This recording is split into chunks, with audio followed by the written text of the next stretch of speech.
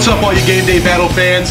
DST here, back with my favorite segment. It's time for the Fantasy Factor. Another season of NFL football, another chance for you to win that fantasy football crown, where championships are won and friendships are lost. I know a lot of you guys have been waiting patiently for my DST official fantasy football rankings. Well, I got them right here for you, and I'm ready to run them off. So go ahead and get yourself a paper, get some pen, and get ready to write down your recipe for a fantasy football championship. Gonna tell you how we're gonna run things off here. I'm gonna go down each position and give you my top 10 players. Then I'm gonna give you some value of guys who are on the rise, some guys who are on the fall, some guys to avoid, and of course, the secret sleepers. So let's get ready to run them off. We're gonna start at the quarterback position. DST Fantasy Factor rankings coming at you right now. Number 1, Drew Brees. I think he's the undisputed best quarterback in the league over the last 5 years. He's finished in the top 3 statistically. Last year, posting over 5,000 yards and 40 touchdowns, and that was without his head coach. Sean Payton's back in New Orleans. I'm expecting big things once again from Drew Brees in that New Orleans offense. Number 2 spot, Aaron Rodgers. Come on, guys, fantasy stud. I got him as number 2 on my list. Peyton Manning coming up. They're giving him more weapons, proving that injury didn't mean anything to him last year. He put up solid fantasy numbers, and you gotta love when a Pro Bowl quarterback, definite Hall of Famer, gets a guy like Wes Welker out there to target. Just like in Indy, he's got his 3 targets, and I'm looking for big things from Peyton Manning this year. At number 4, I got a 2-way tie. Colin Kaepernick and RG3. We knew last year that these guys were the future of the NFL, and we saw lots of good things for guys who only played 10, 11 games for the whole season. I'm expecting both of them to be back and healthy, and I really think that with the new offenses that is forming in the NFL with this spread offense, these guys can really do damage for you. At 10 points a rushing yard for quarterbacks, it's almost like these guys are the new PPR threats for running backs. Colin Kaepernick and RG3, I like them at number 4. At number 5, I got Matt Ryan. Julio Jones, Roddy White, Tony Gonzalez is coming back. Now they have an honest running game when Steven Jackson. I'm thinking Matt Ryan, Matty Ice, is going to lead the Falcons deep into the NFC playoffs. At number 6, I got Andrew Luck. Again, another young guy ready to be the future of his franchise. He was quality last year and really went under the radar with some of these other big names that came out. But I like Andrew Luck getting value in the middle rounds. At number 7, Tom Brady. That's right. Tom Brady is slipping on a slip and slide all the way down to number 7 on my list. He lost Wes Welker. Could Danny Amendola be the guy? No more Gronk. Or no more Aaron Hernandez. Gronk isn't going to be 100% till at least week 6. I'm kind of afraid of Tom Brady this year. Number 8, Matthew Stafford. Gotta love a guy that's throwing to a Megatron. And number 9, I like Eli Manning. He's consistently a mid-level guy if you get stuck looking for a top 5 quarterback. And number 10, Andy Dalton. I like looking for quarterbacks that have solid receivers, and A.J. Green is definitely that. Andy Dalton just escaped in to my top 10.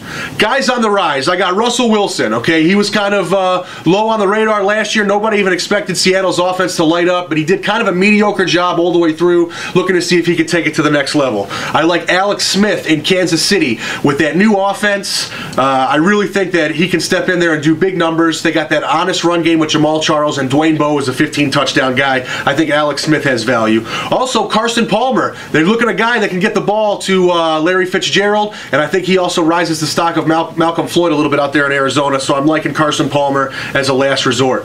Guys to stay away from at the quarterback position. Cam Newton. I think he's totally overrated. Had the sophomore slump. Didn't do much last year. I don't know why people are so high on Cam Newton. He doesn't seem to have the mental aspect of the game down. Joe Flacco signs that major contract, but he lost Anquan Bolden and he lost Dennis Pitta for the year. That's going to hurt. Joe Flacco's on the decline. And also, Tony Romo. Draft him, no mo. Need I say mo. Sleepers. Guys to look for in the late rounds as a backup that could potentially come in and lead your team to victory.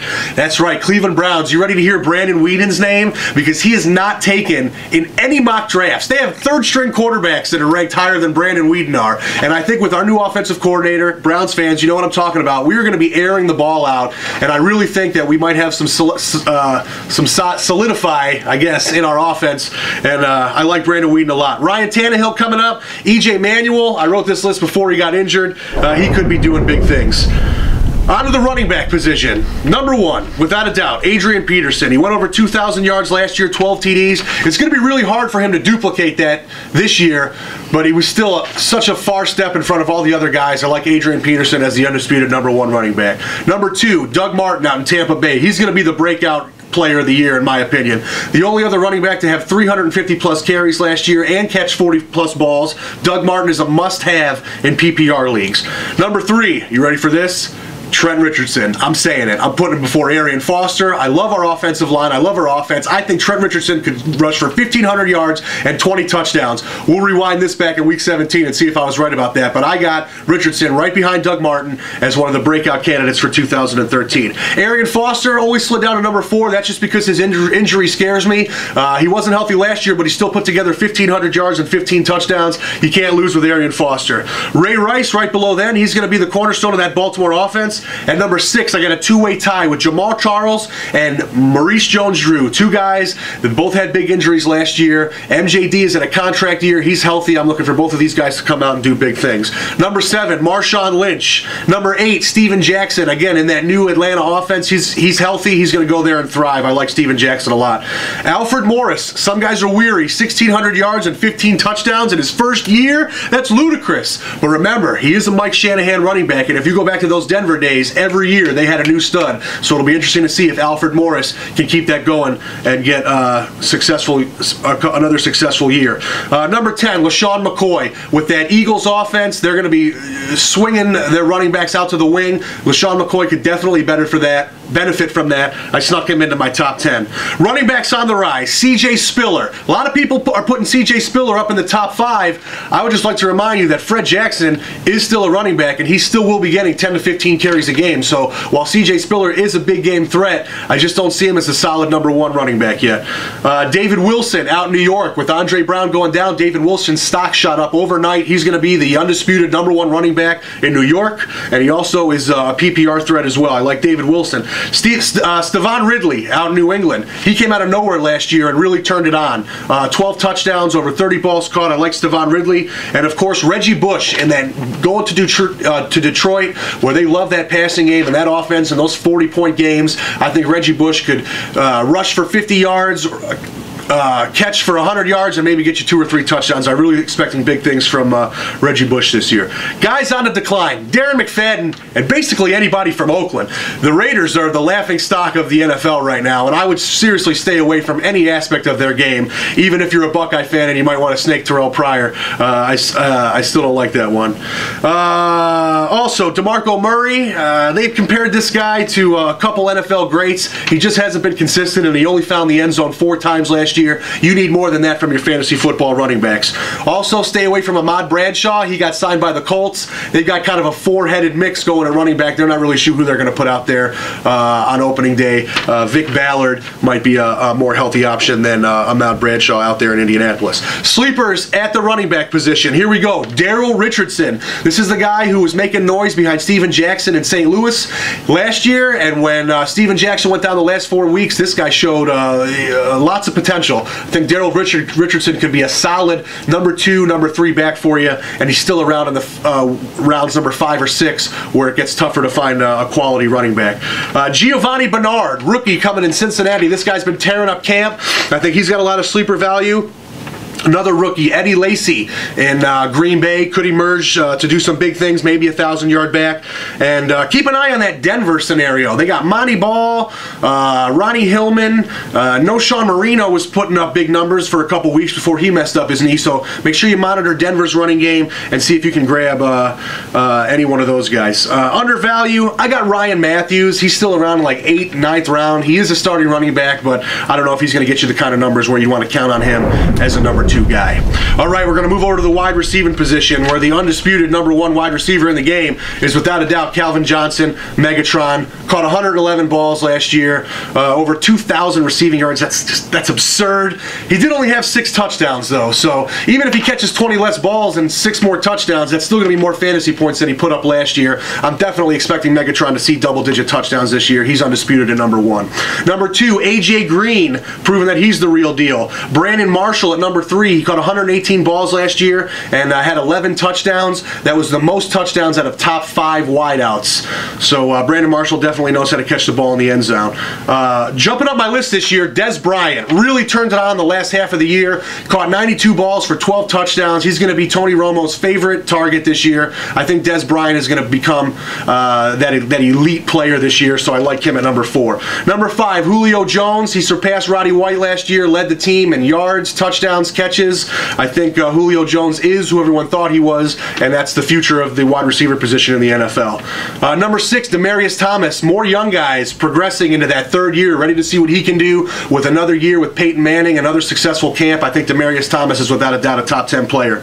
Larry Fitzgerald. Man, if you had Larry Fitz last year, you were kicking yourself, but you can find some comfort in the fact that they at least maybe have a starting quarterback in Carson Palmer, and he should at least know how to use those weapons. Larry Fitzgerald still in the top 10, strictly on his playmaking ability. Number 8, Victor Cruz with the Giants. He's surpassed Hakeem Nicks for that number 1 spot, and he just signed a $40 million contract. The Giants and all of his owners are expecting big things from Victor Cruz. I am too. Sliding down my list a little bit this year, Andre Johnson. I took him out of elite status, but I still got him as the cream of that 2nd tier crop. He was good for 100 balls and 1,100 yards, but only 4 touchdowns last year. You're going to need more out of a number 1 guy. Number 10, I like Roddy White. He may be a number 2 guy, but I'm telling you that Atlanta offense is for real. Matt Ryan could pass for 5,000 yards, and both of those guys are top tier. All right, guys who are on the rise. Randall Cobb. Randall Cobb. Go after this guy. Do not be afraid to take him in the 3rd or 4th round and really kind of blow your load early on him. But this is the future for the Packers, and I really think that this is going to be their lead guy. I don't see James Jones getting 14 touchdowns again this year. Randall Cobb's going to be a 90-ball, 1,500-yard guy. I definitely try to grab him. Danny Amendola, the new Wes Welker. If he can do anything that Wes Welker's done in the past 3 years, he's worth a roster spot. Tom Brady knows what he's doing. I like the Danny Amendola move. Dwayne Bowe, 2 years removed from 15 touchdowns. Just didn't have a quarterback last year. Alex Smith's the real deal. They're going to really thrive in that Andy Reid offense, and you know that they love to throw the ball first, so I'm looking for Dwayne Bowe to step it up. Other guys that are filling shoes. Antonio Brown filling in for Mike Wallace. I'm expecting big things from him this year. Pierre Garçon, if he can stay healthy, Pierre Garçon's going to be a top 10 wide receiver. Remember, I told you that. RG3 loves him. He's good for those screen routes, and once he has the ball in his hands, anything can happen. I'm really high on Pierre Garçon. Guys who are falling down the list at wide receiver. Deshaun Jackson hasn't been relevant in fantasy leagues for going on his 3rd year now. Avoid Deshaun Jackson like the plague. Eric Decker. This is tough. He had 13 touchdowns last year and was top 20 for the wide receivers position. But with Wes Welker coming in, somebody's productivity has to diminish. And I think it's going to be Eric Decker who's going to slide down just a little bit. I'm staying away from him. Jordy Nelson, again with the rise of Randall Cobb. I think Jordy Nelson had that 1 year, and he kind of proved that it might have been a fluke last year with not even 8 touchdowns or 1,000 yards. I'm staying away from Jordy Nelson. Sleepers at the wide receiver position. Let's go with Tavon Austin, rookie in St. Louis. They're talking about this guy like he's the next Jerry Rice incarnate. So if Sam Bradford can do anything, he's going to have to do it with the help of Tavon Austin. I'm looking to see what he can do. T.Y. Hilton in Indy, again with the emergence of Andrew Luck and that offense stepping forward. He's that solid number 2 guy. Andrew Luck's probably going to have 40 touchdowns, and I think maybe 10 to 12 of those could easily go to T.Y. Hilton. And of course, Josh Gordon. Even with that 2-game suspension, I'm loving Josh Gordon in the 8th round. I mean, he's without a doubt the Browns' number 1 weapon, and I really think that they're going to utilize him and see what they can get out of him this year. It's going to be a big year for Josh Gordon. Try and snake him in the 8th or 9th round. Undervalued guys that are going really late that I can't believe. Anquan Bolden, all right, out in San Francisco. Colin Kaepernick has one of the greatest arms I've ever seen. He makes throws that I haven't seen since Joe Montana's days. And I really think that he can step up and be that guy, especially with Michael Crabtree out. They're going to be hungry at the wide receiver position. I think Anquan Bolden has lots of value after the 10th round. Kenny Britt, finally 100% coming back from knee surgery last year. He's the number 1 guy in Tennessee. And Anybody out in San Diego? Okay, we know that they lost Vincent Jackson last year. Denario Alexander went on a tear last year with 11 touchdowns in 6 weeks. He's out for the year with an MCL tear. Look for Vincent Brown and Malcolm Floyd to pick up the slack in San Diego and be a quality number 2, number 3 wide receiver for you guys. On the tight end position, number 1, Jimmy Graham. He might even be a top 5 wideout. If your top 5 guys are gone, consider Jimmy Graham as just as good of an option as Demaryius Thomas, Larry Fitzgerald, Victor Cruz, Andre Johnson, any of those guys. Jimmy Graham is without a doubt the best tight end in the game. Number 2, give me Gronk with a broken back and a broken forearm. I don't care. That guy finds the football in the end zone. You got to love him. Number 3, Jason Witten. Last year, the only tight end to catch over 100 balls. He's consistent. Tony Gonzalez hung it up. And then he brushed that off and says, yeah, I'll come back for one more. He knows Atlanta's poised for some big things. Tony Gonzalez finished in the top 5 of points for tight ends last year. There's no reason why I can't see that guy doing it again. He's a Hall of Famer. Number 5, Vernon Davis. As we're talking about lack of wide receiver depth in San Francisco, we know Vernon Davis can line up in that slot position and really be used in a lot of different ways. I like Vernon Davis a lot. Number 6, Antonio Gates. Not the top guy he's been in the past, but if Tony Gonzalez is still out there getting it done, you better believe Antonio Gates can still get it done too. I got him as number 6. Kyle Rudolph in Minnesota climbing up my list this year. Martellus Bennett out in Chicago. He moved from New York to Chicago. We know how much Jake Cutler loves his tight ends. If you've been following those guys over the past years, Martellus Bennett is a playmaker. He's a big target, and Jake Cutler loves the middle of the field. Look for him in the late rounds. Jermichael Finley. Man, this guy, they called him the draft. I don't know. He might be a draft bust with a sore throat or something, but he's just not getting it done. Jermichael Finley slid down to number 9. Number 10, I like Brandon Pettigrew out in Detroit. Guys that are on the rise. Jordan Cameron. We lost Ben Watson. You've been seeing Jordan Cameron run wild in the preseason. I really think Brandon Whedon's going to be looking for him. He's huge. He's got big hands, and he's an end zone threat. I like Jordan Cameron a lot. Also, Kobe Fleener and Jared Cook. Their stock's rising as well. All right, at the kicker position, feel free just to roll the dice. My defenses, I'm going to go ahead and give you my top 5. I like San Francisco, Seattle, Houston, Chicago, and the Denver Broncos. Well, that's my list for you guys this year. The Fantasy Factor is back, and we're going to be running it every week for the next 16 weeks here on Game Day Battle. So you can hit me up on Facebook with any questions or dilemmas that you have. Some questions I'll save for the show. Other questions I'll try to answer for you guys Saturday night and early Sunday morning. You can reach me on the Facebook page as well. Make sure you get on there and give it a like, and I can help you out with your fantasy problems all year long. Football is back. Fantasy football is back. DSD is in fantasy heaven, and I'm looking forward to help you get those W's all year long. Thanks a lot, GDB. I'll catch you next week.